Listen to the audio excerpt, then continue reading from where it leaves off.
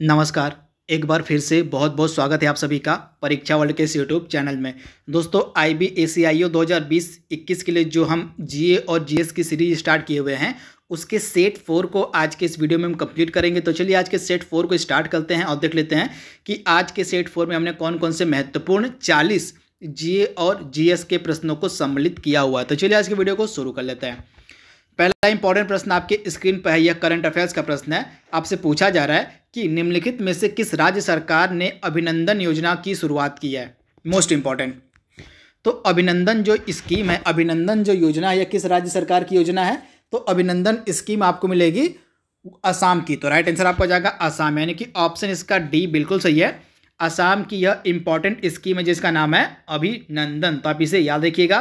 तथा असम में ही जो है नॉर्थ ईस्ट का पहला काउ हॉस्पिटल बनाया गया। याद देखिएगा, जो असम है यहाँ पे नॉर्थ ईस्ट का, किसका? तो नॉर्थ ईस्ट का जो पहला फर्स्ट गायों के लिए अस्पताल है, जो काउ हॉस्पिटल है, यह बनाया गया कहाँ पे?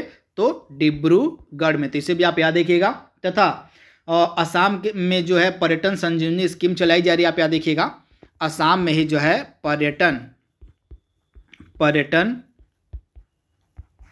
संजीवनी स्कीम चलाई जा रही है। इसके बाद असम में ही कृतज्ञता पोर्टल को भी लॉन्च किया गया है। कृतज्ञता पोर्टल जो है यह असम में लॉन्च किया गया है। इसके साथ ही असम में जो है भारत का पहला मल्टी लॉजिस्टिक पार्क भी बनाया गया है। तो इसे भी आप याद रखिएगा, असम में ही भारत का पहला मल्टी लॉजिस्टिक पार्क विकसित किया गया। तो इसे आपको याद रखना है, काफ़ी इंपॉर्टेंट प्रश्न यह है। इसके बाद असम में एक और स्कीम चलती है जिसका नाम है अरुणोदय स्कीम। आप इसे भी याद रखिएगा।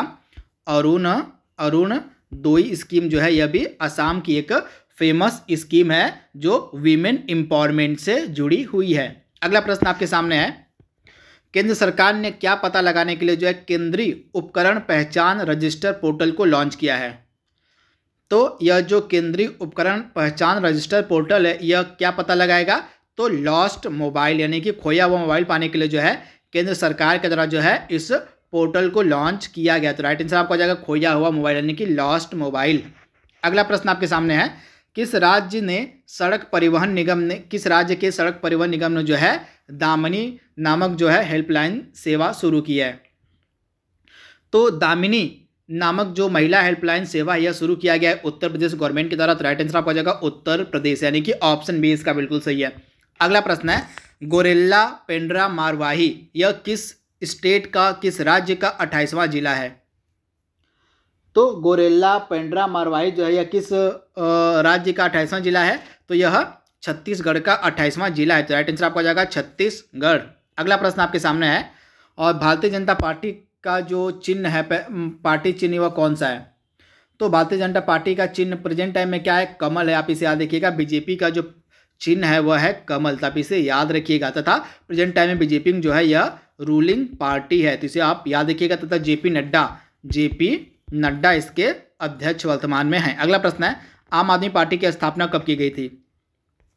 तो आम आदमी पार्टी की जो स्थापना की गई थी 26 नवंबर 2012 को। आप इसे याद रखिएगा। आम आदमी पार्टी की जो स्थापना है यह 26 नवंबर 2012 में की गई थी। तथा वर्तमान में दिल्ली में जो रूलिंग पार्टी है वह आम आदमी पार्टी है, जिसके मुख्यमंत्री हैं अरविंद केजरीवाल। अगला प्रश्न है, 2022 में 39वें राष्ट्रीय खेलों का जो शुभंकर यह किसे चुना गया है?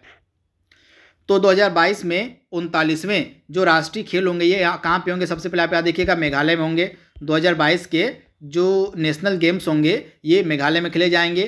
तथा मेघालय का जो स्टेट एनिमल है क्लाउडेड लेपर्ड। आप याद देखिएगा, मेघालय का जो स्टेट एनिमल है क्लाउडेड लेपर्ड, इसको जो है इसका शुभंकर बनाया गया। तो राइट आंसर आपको आ जाएगा क्लाउडेड लेपर्ड। तथा यह मेघालय का स्टेट एनिमल भी है। अगला प्रश्न है, निम्नलिखित में से किस देश में चक्रवाती तूफान उस्मान ने तबाही मचाई? तो उस्मान जो है यह फिलीपींस में इसने तबाही मचाई। तो राइट आंसर आपको आ जाएगा फिलीपींस, यानी कि ऑप्शन बी इसका बिल्कुल सही है। अगला प्रश्न है, हाल ही में जो है चर्चा में रहा जो येलो वेस्ट आंदोलन था, इसका संबंध किस राज्य से है? तो येलो वेस्ट आंदोलन का जो संबंध है किस राज्य से है?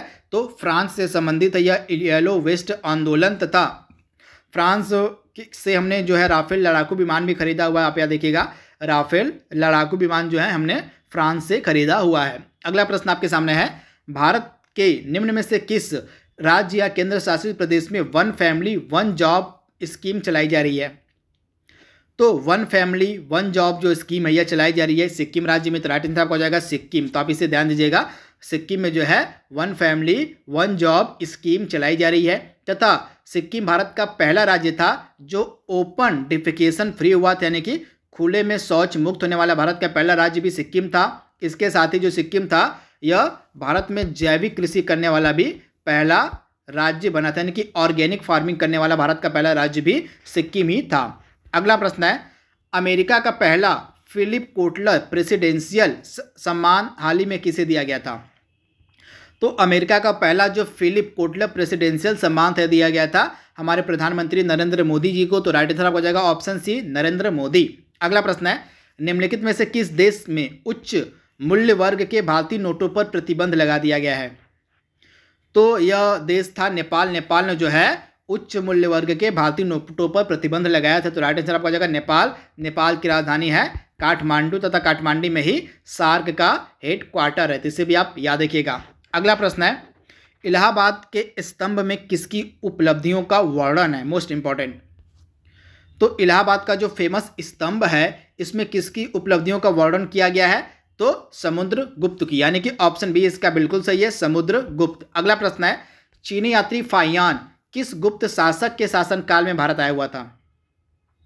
तो जो चीनी यात्री फाहियान था यह चंद्रगुप्त द्वितीय, जिसको हम विक्रमादित्य के नाम से भी जानते हैं, चंद्रगुप्त द्वितीय को जो है विक्रमादित्य के नाम से जाना जाता है। इसी के टाइम पीरियड में जो है चीनी यात्री जो फाहियान था यह भारत आया हुआ था। अगला प्रश्न आपके सामने है, कालिदास किसके राज कवि थे? तो कालिदास जो है चंद्रगुप्त द्वितीय यानी कि विक्रमादित्य के राज कवि थे। तो ऑप्शन सी इसका बिल्कुल सही है। अगला प्रश्न है, गुप्त युग का प्रवर्तक कौन था? तो गुप्त युग का प्रवर्तक कौन था? तो श्री गुप्त जो है गुप्त युग का प्रवर्तक था। तो ऑप्शन इसका भी बिल्कुल सही है, श्री गुप्त। अगला प्रश्न है, गुप्त राजवंश किसके लिए प्रसिद्ध था? Most important. तो जो गुप्त राजवंश था यह अपने साम्राज्यवाद के लिए प्रसिद्ध था। तो राइट आंसर आपका जाएगा साम्राज्यवाद, यानी कि ऑप्शन बी। अगला प्रश्न है, गुप्त शासकों की सरकारी भाषा क्या थी? Most important. तो गुप्त शासकों की सरकारी भाषा थी संस्कृत, यानी कि ऑप्शन इसका डी बिल्कुल सही है, संस्कृत। अगला प्रश्न है, पृथ्वी पर दिन और रात होते हैं किस कारण से? आपको बताना है कि पृथ्वी पर जो डेली दिन और रात होते हैं वे किस कारण से होते हैं। तो पृथ्वी की जो दैनिक गति होती है उसके कारण जो है पृथ्वी पर दिन और रात होते हैं। तो ऑप्शन ए इसका बिल्कुल सही है, दैनिक गति के कारण। अगला प्रश्न है, इनमें से किसको जापान का मैनचेस्टर कहा जाता है? तो जापान का मैनचेस्टर कहा जाता है ओसाका को, यानी कि ऑप्शन ए इसका बिल्कुल सही है, ओसाका। तथा जापान की राजधानी है टोक्यो तथा जापान के नए प्रधानमंत्री बनाए गए योशिहिदे सुगा। कौन है? तो इनका नाम है योशिहिदे सुगा। ये नए प्रधानमंत्री बनाए गए हैं जापान के। तो आप इसे याद रखिएगा। तथा जापान में भारत के जापान में भारत के राजदूत कौन है? तो जापान में भारत के राजदूत हैं संजय कुमार वर्मा। आप याद रखिएगा, संजय कुमार वर्मा जो हैं वर्तमान में जापान में भारत के राजदूत हैं। तथा जापान जो देश है इसने जो है ऑर्डर ऑफ राइजिंग सन का सम्मान दिया था थांगजाम धबाली सिंह को। आप याद रखिएगा, एक व्यक्ति हैं भारत के थांगजाम धबाली सिंह, इनको जो है जापान के द्वारा जो है ऑर्डर ऑफ राइजिंग सन का खिताब दिया गया था। इसके साथ ही एक जहाज था जापान का जिसका नाम है MV वाकासियो। ये इंपॉर्टेंट आपके लिए, MV वाकासियो। यह जापान का जहाज था जो है मॉरिशस के निकट जो है डूब गया था, जिसमें से ऑयल यानी कि तेल का रिसाव हो गया था। जहाज का नाम था जो है MV वाकासियो। तो आप इसे याद रखिएगा। इसके बाद जापान का एक सुपर कंप्यूटर जिसका नाम है फुगाकू। ये काफ़ी इंपॉर्टेंट प्रश्न आपके लिए हो सकता है। तो जापान का एक सुपर कंप्यूटर जिसका नाम है फुगाकू, यह दुनिया का मोस्ट पावरफुल कंप्यूटर बन गया था। आप इसे याद रखिएगा, जापान का एक सुपर कंप्यूटर जिसका नाम है फुगाकू, यह दुनिया का मोस्ट पावरफुल सुपर कंप्यूटर बन गया था। इसे भी आपको याद रखना है। अगला प्रश्न आपके सामने है, अगलुहा जलधारा किस महासागर में बनती है? तो अगलुहा जो जलधारा है यह बनती है हिंद महासागर में। राइट आंसर आपका जाएगा हिंद महासागर। अगला प्रश्न है, पृथ्वी का सबसे भीतर वाला जो भाग क्रोड होता है यह किसका बना होता है? Most important. तो पृथ्वी का सबसे भीतर वाला भाग जो क्रूड होता है या बना होता है लोहा और निकेल का, तो ऑप्शन डी इसका बिल्कुल सही है, लोहा और निकेल। अगला प्रश्न है, महात्मा गांधी को अधनंगा फकीर किसने कहा था? तो महात्मा गांधी को अधनंगा फकीर कहा था विंस्टन चर्चिल ने, यानी कि ऑप्शन सी इसका बिल्कुल सही है, चर्चिल। अगला प्रश्न है, महात्मा गांधी निम्नलिखित में से किनसे सबसे अधिक प्रभावित हुए थे? तो महात्मा गांधी जो सबसे ज़्यादा प्रभावित हुए थे वे हुए थे लियो टॉल्स्टॉय के विचारों से। आप याद रखिएगा, लियो टॉल्स्टॉय के विचारों से जो है महात्मा गांधी सबसे ज़्यादा प्रभावित हुए थे। अगला प्रश्न है, भारत के राज्य चिन्ह में प्रयुक्त होने वाला जो सत्यमेव जयते शब्द है यह किस उपनिषद से लिया गया है? Most important.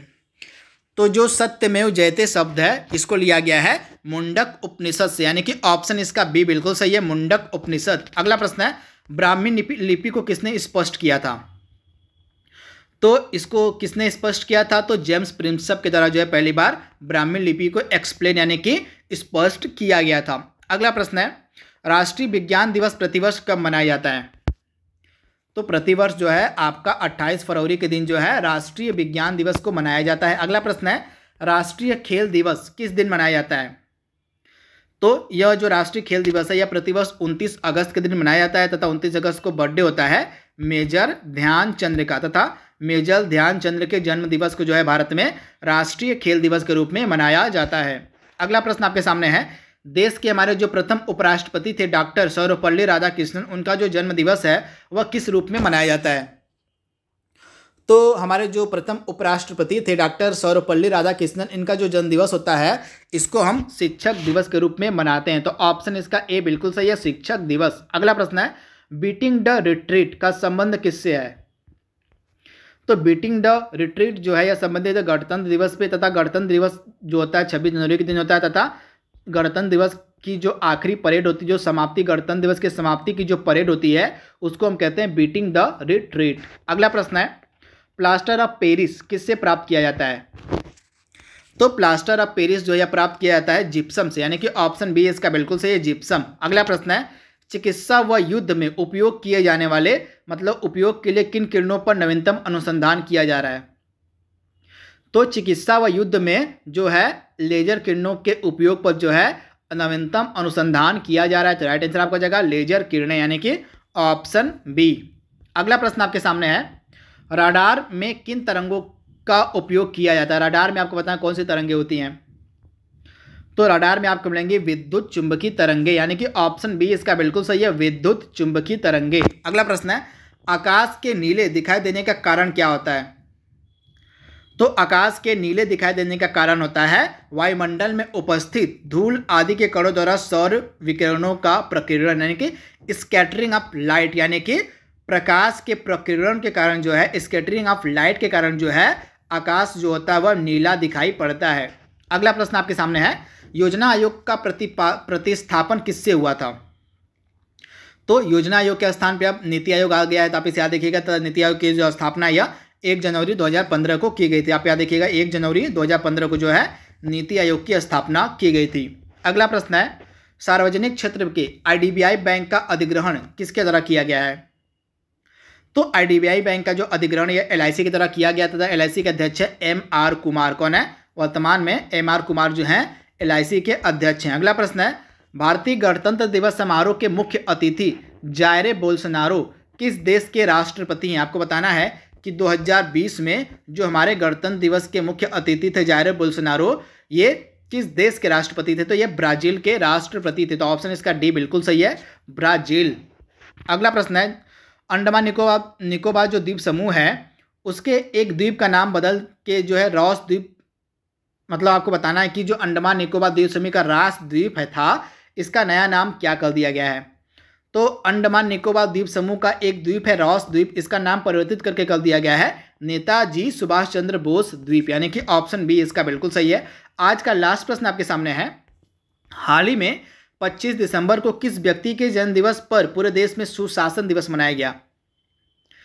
तो जो सुशासन दिवस है यह मनाया जाता है किसके बर्थडे के उपलक्ष्य में? तो अटल बिहारी वाजपेयी का जो बर्थडे होता है यह 25 दिसंबर के दिन होता है तथा इनका जो बर्थडे है इसको हम सुशासन दिवस के रूप में मनाते हैं। वहीं अगर हम बात करें किसके, तो महात्मा गांधी का जो बर्थडे होता है 2 अक्टूबर, उसको हम अहिंसा दिवस के रूप में मनाते हैं।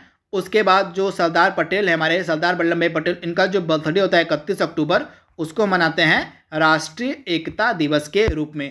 तो दोस्तों आज का हमारा जो सेट 4 था IBACIO 2020-21 के लिए, उसको हमने कंप्लीट कर लिया है। जल्दी मिलेंगे हम इसके अगले भाग में, तब तक के लिए thank you, thanks for watching, thank you.